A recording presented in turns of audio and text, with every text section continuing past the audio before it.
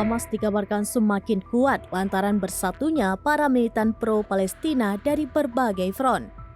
Sebaliknya, tentara Israel justru banyak yang tewas hingga tercatat setidaknya sekitar 1.600 pasukan Zionis mengalami cacat fisik dan alami gangguan jiwa.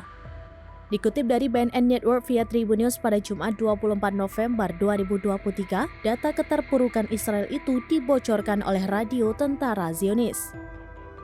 Dalam pernyataannya, Angkatan Darat Tentara Israel mengalami luka-luka seusai perang dengan Hamas.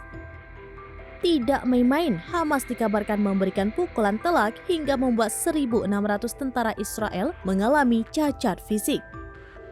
Sementara itu 400 di antaranya menerima perawatan intensif di rumah sakit.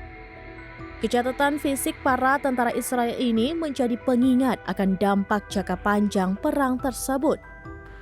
Bahkan dampak perang tersebut terpatri dalam tubuh dan pikiran para tentara sekalipun mereka selamat dari medan pertempuran. Tidak hanya cacat fisik, The Messenger juga melaporkan bahwa banyak di antara pasukan Angkatan Pertahanan Israel yang mengalami gangguan jiwa. Informasi itu disampaikan oleh seorang jurnalis Israel, Doron Kadosh. Ia mengaku sempat tidak percaya terkait kondisi tentara Israel.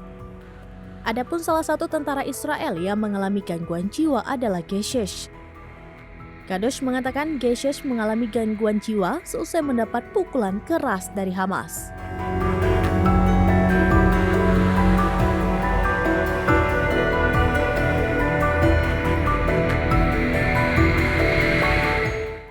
Download Tribun X sekarang, menghadirkan lokal menjadi Indonesia.